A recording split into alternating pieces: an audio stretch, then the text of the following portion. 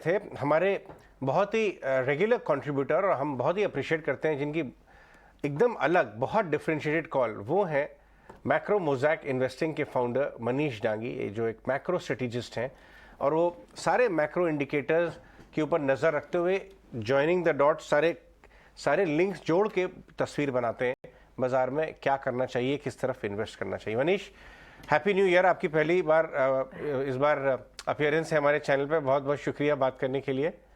मैं आपका नोट भी पढ़ रहा था, लेकिन सरल शब्दों में अगर आप हमें समझा सकें जो 2022 के रिस्क्स थे, इन्फ्लेशन, आप समझ लीजिए रेट इंटरेस्ट, बढ़े हुए रेट इंटरेस्ट, लग नहीं रहा है कि वो सारे इश्यूज बहुत जल्दी में 2023 में छटने वाले हैं, क्योंकि ये बादल अभी भी इक्विटीज के ऊपर काले बादल मंडरा रहे हैं जैसे हम बात कर रहे हैं आज।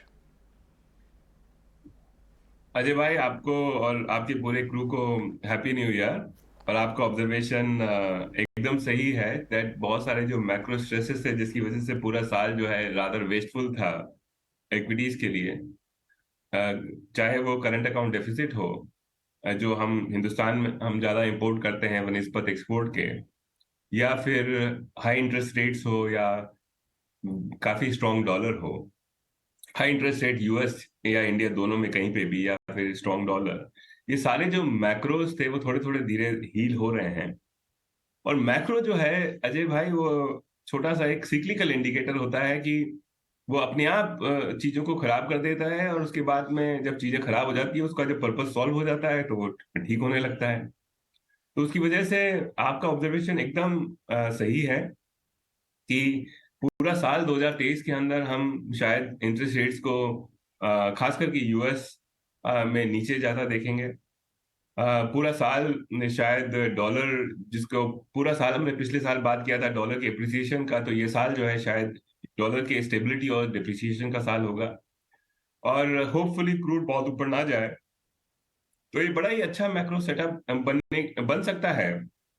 सिर्फ एक छोटी सी बात इक्विटी के लिए यह है कि जो पुरानी मैक्रो ने गंदगियां की है, उसकी वजह से हमारे रिजर्व्स नीचे आ गए, उसकी वजह से जानबूझ के आरबीआई को बड़ी तेजी से इंटरेस्ट रेट्स को बढ़ाना पड़ा, जो बहुत ज्यादा लिक्विडिटी डेफिसिट इंडिया में क्रिएट हो गया। तो वो सब जो पुरानी जो तकलीफें हैं, पुरानी तकलीफ की वजह से जो ये सब जो नए सिम्टम्स आए हैं वो रहेंगे। तो उसकी वजह से एकदम मतलब काले बादल आप जो बोल रहे हैं वो तो छठे हैं, लेकिन बादल हैं। धीरे धीरे चीजें ठीक होगी। इस सब माहौल में कुछ चीजें अच्छी लगने लगी हैं ऑलरेडी, तो वहां पे हमको शायद डेवलप करना चाहिए। अपॉर्चुनिटीज आने लगी है जिसके बारे में हम पक्का डिस्कस करेंगे अभी। तो लेकिन जो पूरा पिछला जो बैरन साल था जिसके अंदर कुछ भी नहीं दिख रहा था कि करें क्या एक यूएस डॉलर लॉन्ग के अलावा, एक मैक्रो इन्वेस्टर के पॉइंट ऑफ व्यू से, अब बहुत सारी दूसरी अपॉर्चुनिटीज आ रही हैं। तो मेरे को लगता है कि ये काफी अट्रैक्टिव और काफी अच्छा साल रहेगा। एटलीस्ट आपने जो है एक सिल्वर लाइनिंग दे दी। हम आपसे बात करेंगे आप कैसे एनालाइज कर रहे हैं उन अपॉर्चुनिटीज़ को। उससे पहले मेरा एक आपसे ये सवाल है कि जो यील्ड चेजर्स हैं, जो बड़ा ग्लोबल पैसा होता है, जो मार्केट्स को ट्रैक करता है, अलग अलग एसेट क्लासेस को ट्रैक करता है, वो बड़ा पैसा जा कहाँ रहा है? यूएस से तो निकला, बिटकॉइन से भी निकल गया, लेकिन वो इस समय कहाँ जा रहा है? क्या वो फिक्स्ड इनकम की तरफ जा रहा है, ये अनुमान लगाते हुए कि ये जोन जो है पीक फिक्स्ड इनकम के रेट से लॉक कर लो, या वो डेवलप्ड इकोनॉमीज की तरफ जा रहा है जहाँ पे ग्रोथ सुपीरियर है, डेवलपिंग इकोनॉमीज की तरफ जा रहा है एशिया में, इंडिया इंक्लूडिंग, जहाँ पे ग्रोथ, अर्निंग्स और इकोनॉमी ग्रोथ सुपीरियर है? वो जा कहाँ रहा है? मैं आपसे ये जानना चाहता हूँ, क्योंकि आप फ्लोज को भी ट्रैक करते होंगे ग्लोबली। अजय भाई, तो ऐसा है कि जो बड़ा फ्लोज हैं, आप दो बातें। एक तो कि जो हम लोगों को जिस फ्लो से मतलब है, एफआईज के जो फ्लोज हैं, तो वो तो करीबन 61 बिलियन डॉलर का पूरा साल में नॉन ओईसीडीज के अंदर आता है, उसका 15% हमको आता है। तो करीबन 8-10 बिलियन डॉलर अमूमन जो है हमारे को, हमारे लिए एलोकेटेड होता है। मोटा मोटी आप 10-20 साल का अगर डेटा देखेंगे तो वो उतना ही है। एक जमाना था जब ये नंबर बहुत बड़ा हुआ करता था, लेकिन अब नॉन ओईसीडी, जो नॉन डेवलप्ड कंट्रीज के अंदर जो टोटल फ्लो का एक पॉट है, वो ही छोटा हो गया है।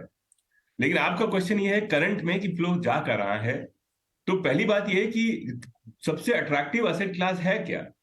तो जब आपका 2 साल का यूएस बॉन्ड 4.5, और जो investment grade bond 100 basis point और ऊपर, और उसके बाद में जो ठीक ठाक से बॉन्ड हैं, जंग बॉन्ड भी वहां पे काफी अच्छा करते हैं, वो 8-9% के आसपास अगर वहां मिल रहा है, तो बहुत लाइकली है अजय दैट जो एक प्रोग्राम पैसा इक्विटी में जाता था यूएस में, बहुत बड़ा पैसा 50% के आसपास में पैसा वहां जाता था, वो पैसा भी शायद, और कुछ कुछ उसके ऑब्जर्वेशंस ऑलरेडी मार्केट्स में हैं कि वो पैसा बहुत बहुत ज्यादातर हो सकता है कि शायद बॉन्ड्स की तरफ रुख करे, क्योंकि बॉन्ड यील्ड्स यूएस के अंदर काफी सालों बाद, मतलब वहां पे थोड़ी सी जन्नत आई है, हरियाली आई है। बहुत सालों तक, पिछले 10-12 साल तक एक आम बॉन्ड इन्वेस्टर बड़े स्ट्रगल में था अजय भाई, की कोई इंटरेस्ट रेट ही नहीं था, आधा ही पलटा था, इन्फ्लेशन से कम मिलता था, तो एक फियर ऑफ मिसिंग आउट था, टीना था कि भाई और कहीं जा ही नहीं सकते हैं इक्विटी के अलावा। आज 4.5% पे, जैसे मैंने बताया आपको कि 2 साल का बॉन्ड मिलता है, 7-8% यूएस डॉलर के अंदर भी आपको बनाना इतना मुश्किल नहीं है जैसे हावर्ड मार्क्स जो करते हैं उस काम में। तो इसलिए बहुत सारा फ्लो जो है, मेरे को लगता है कि यूएस बॉन्ड की तरफ रुख करेगा, और दूसरे बॉन्ड्स जो हैं डेवलप मार्केट के अंदर वो भी काफी ठीक ठाक हो गए हैं। तो एक अगर इंटरनेशनल लेवल पे अगर अजय सोचे ना, तो एक रीबैलेंसिंग का साल रहेगा ये साल। हालांकि इक्विटी आप देखिए, क्योंकि हम तो क्या है कि बहुत ज्यादा इक्विटी पे ही फोकस करते हैं, लेकिन एक आम इन्वेस्टर जो है वो उसको अगर बताया जाए, जैसे हिंदुस्तान में बताया जाए कि आपको 8-10% जो है वो बॉन्ड में ही मिल सकता है, तो वो सोचेगा कि काहे माथा इतना पर्चे करना है, चुपचाप बॉन्ड में ही लगा देते हैं। तो वो एक जो जो जो क्या बोलते हैं उसको, टीना जिसको हम लोग बोलते हैं, वो नहीं है। और कई लोग अलग अलग टर्म्स कॉइन कर रहे हैं कि भाई there is an alternative basically, तो उसकी वजह से मेरे को लगता है फ्लो जो है वो बॉन्ड की तरफ घुसेगा।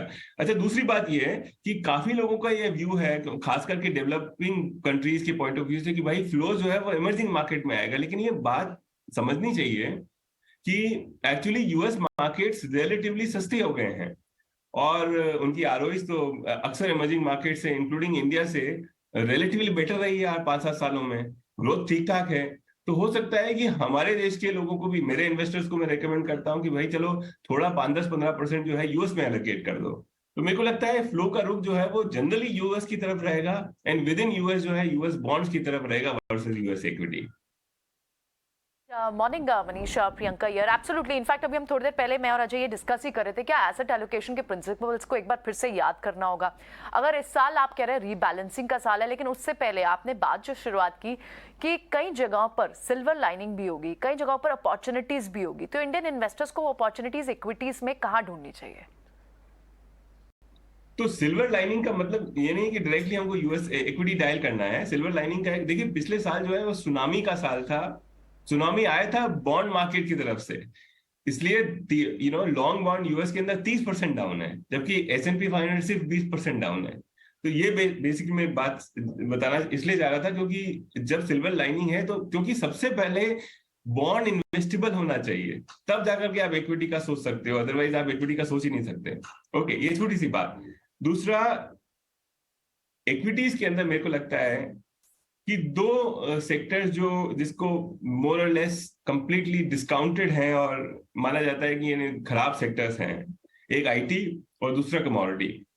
आईटी जो है वो मेरे को लगता है कि यूएस रेट्स का प्रॉक्सी है, और जनरली वर्ल्ड ग्रोथ का भी प्रॉक्सी है। तो हालांकि वर्ल्ड ग्रोथ तो काफी तेजी से स्लो डाउन होगा, शायद 2-2.25% पे ग्लोबल ग्रोथ हो, तो पिछले 40 साल का सिर्फ 4-5 बार ही इतना कम तेजी से वर्ल्ड ग्रो हुआ है। लेकिन क्योंकि उसमें डोमिनेंस यूएस रेट्स का ज्यादा है, तो मेरे को लगता है कि वो आम इन्वेस्टर को सरप्राइज करेगा, जिसके लिए बहुत ज्यादा पेसिमिज्म है। तो पहली बात ये, तो इसके लिए से अगर 2023 के अंदर आप छोटा सा एक कॉन्ट्रा खेल सकते हैं रिलेटिव टू पॉपुलर परसेप्शन और relative to what did well last 1 साल के अंदर, कि मेरे ख्याल से आईटी अच्छा करे। दूसरा, कमोडिटी जो है वो चाइना का ग्रोथ का प्रॉक्सी है, और मेरे को लगता है कि चाइना जो है वो बहुत बड़ा सरप्राइज देगा। अप्रैल के आसपास में उनका रीओपनिंग होना शुरू होगा, और चाइना का रीओपनिंग और उनके उनके एक एवरेज हाउस होल्ड के पास में बहुत बड़ा बड़ा सारा सेविंग्स है, जैसा प्रिसाइसली यूएस में हमने पूरे 2021 में देखा। 2023 के अंदर चाइना के एक आम हाउस होल्ड का बड़ा कंजम्पशन हो सकता है, और एज सच चाइना का ग्रोथ जो है वो कमोडिटीज के लिए काफी रिफ्लेशनरी होता है। तो मेरे को लगता है कि कमोडिटी सेक्टर जो है अप्रैल के बाद में बड़ी तेजी से ऊपर आ सकता है। तो ये दोनों सेक्टर जो थोड़े से मारे गए हैं पिछले साल भर में ग्रोथ स्लोडाउन के चक्कर में और इंटरेस्ट रेट्स के ऊपर जाने के चक्कर में यूएस के, तो एक इन सेक्टर्स के ऊपर आप रिलेटिवली ओवरवेट रह सकते हैं अगर आप प्योर इक्विटी इन्वेस्टर हैं। तो इन जनरल मेरा जनरल रिकमेंडेशन एक आम इन्वेस्टर को, आपके ऑडियंस को यह रहता है कि आप इतना माथापच्ची ना करके इंडेक्स सेंट्रिक पोर्टफोलियोज को ओन करें, वो बेहतर रहेगा। शानदार, बहुत डिफरेंशिएटेड व्यू आपने दिया है मनीष। कमोडिटी को लेने की कोई बात ही नहीं कर रहा है क्योंकि सबको यूएस से रिसेशन का भय है, और दूसरी तरफ आईटी वो तो मोस्ट हेटेड हो गया है। उन्हें लग रहा है कि ये रिसेशन की वजह से इंडियन आईटी के धंधे बंद हो जाएंगे, forget about revenue slowing down. लेकिन यही उम्मीद रहती है आपसे डिफरेंशिएट थॉट की। बट मैं आपसे ये भी बात जानना चाहूँगा कि जब फिक्स्ड इनकम के बेस्ट पीरियड आते हैं और हाई यील्ड्स पीक हो रही होती हैं और जहाँ लॉक इन करना चाहिए कुछ इन्वेस्टर को हिस्सा अपना, वही टाइम इक्विटी में रिस्क एवर्जन भी बहुत बढ़ा हुआ होता है, तो वही टाइम इक्विटी में भी डेवलप करने का अच्छा टाइम होता है। तो कैसे बैलेंस करें? तो अमूमन तो यही बात है अजय भाई की, ना, जब फिक्स्ड इनकम लॉन्ग रेट जब पीक हो रही होती हैं तो उसी के आसपास में इक्विटी का जो कुआं खुद चुका होता है, तो वहीं पे पानी ज्यादा निकलता है। तो आपकी बात एकदम सही है। छोटा सा एक यहाँ पे टेक्निकल पॉइंट अजय भाई ये है कि टिपिकली क्या होता है कि जब रेट्स बहुत ऊपर जा रही होती हैं तो वो इस चीज का रिफ्लेक्शन होती है कि सेंट्रल बैंकर्स ने अफरा तफरी में बहुत ज्यादा इंटरेस्ट रेट बढ़ा दिया है और बड़ा ग्रोथ स्लो डाउन आ गया है। और जैसे ही स्लो डाउन के इंडिकेटर आते हैं तो सेंट्रल बैंकर्स आकर के अपना पुराना गाना गाने लगते हैं और इंटरेस्ट रेट्स को नीचे करने की बात करने लगते हैं। और फिर इंटरेस्ट रेट्स नीचे आते हैं, लेकिन उससे ज्यादा जो है हमारा टेक इंडेक्स भाग जाता है, उससे ज्यादा हमारा निफ्टी भाग जाता है। लेकिन इस बार क्या है, वो छोटा सा अलग है। इस बार क्या है कि हमारे पिछले 12, 14, 15 महीने के जो इन्फ्लेशन के जो गाव हैं वो इतने गहरे हैं, खास करके यूएस में और to a certain extent Europe में भी, और मोटा मोटी आप मान सकते हैं कि डेवलप्ड कंट्रीज में, कि उन गहरे गांवों के चक्कर में ये अनलाइकली है कि ये 2023 के अंदर स्लो डाउन होने के बावजूद भी अजय भाई ये आसानी से जो सेंट्रल बैंकर्स हैं वो अपने रिफ्लेक्स माने अपना जो उनका जो रिएक्शन फंक्शन होता है जनरली जो करते हैं स्लो डाउन पे, वो करें। तो हो सकता है पूरा साल वो मतलब इसको घसीटते रहें कि नहीं पहले हमको इन्फ्लेशन जो है वो नीचे जाए, वो बाहर जो आगे फॉरवर्ड इंडिकेटर को अभी देख ही नहीं रहे हैं, क्योंकि पुराना गलतियां इतनी बड़ी और गहरी है कि अब उनका सारा फोकस जो है कि भाई मेरे को इन्फ्लेशन नीचे दिखना चाहिए, उसके बाद में मैं एक्ट करूंगा। तो उसकी वजह से ये साल अजीब सा है थोड़ा सा। ये पूरा साल जो है आपको फिक्स्ड इनकम की अपॉर्चुनिटीज तो मिलेंगी, लेकिन इक्विटी को जो ऑक्सीजन चाहिए कि भाई थोड़ा इंटरेस्ट रेट्स नीचे करो, वो शायद आसानी से ना मिले क्योंकि उसको डिले किया जाएगा। तो इस माहौल में जो एक आम इन्वेस्टर है वो उसको लगेगा कि इतनी वोलेटिलिटी 18-20% का वोलेटिलिटी झेल करके अगर आपको बॉन्ड का ही रिटर्न कमाना है तो उससे अच्छा बॉन्ड ही खरीद लो। तो मेरे को लगता है कि पूरा साल जो है थोड़ा अलग सा माहौल है। जो पोस्ट जीएफसी का जो माहौल हमने देखा है ना, जिससे हम लोगों के ये सब टेम्पलेट बन गए हैं कि वो बॉन्ड यील्ड पीक हो गई तो चलो इक्विटी खरीद लें, उसमें छोटा सा मिसप्लेसमेंट है जो मैंने समझाने की कोशिश करी। आई डोंट नो, मैं आपको एक्सप्लेन कर सकता हूं further if I was not clear. नहीं महेश, आपकी बात अच्छे से हमको समझ में भी आई है और आप अपनी बात बिल्कुल ठीक से रख भी रहे हैं और काफ़ी इंटरेस्टिंग व्यू है। और मैं इसको सीधा से बोलूँगा कि बाज़ार में पैसा लगाओ तो कमाओ 5%, बाज़ार में पैसा नहीं लगाओ तो कमाओ 7%, क्योंकि बॉन्ड का रेट है 7% और इंडेक्स का पिछले साल का रिटर्न था 5%। तो बात आपकी वो सिल्वर लाइनिंग हमको समझ में तो आई है। महेश बहुत बहुत शुक्रिया, थैंक यू वेरी मच आज समय देने के लिए। अच्छा लगा मनीषा आपसे बातचीत करके और जल्द ही आपसे वापस हम मुलाकात करते हैं और happy new year again sir. Thank you very much आज समय देने के लिए।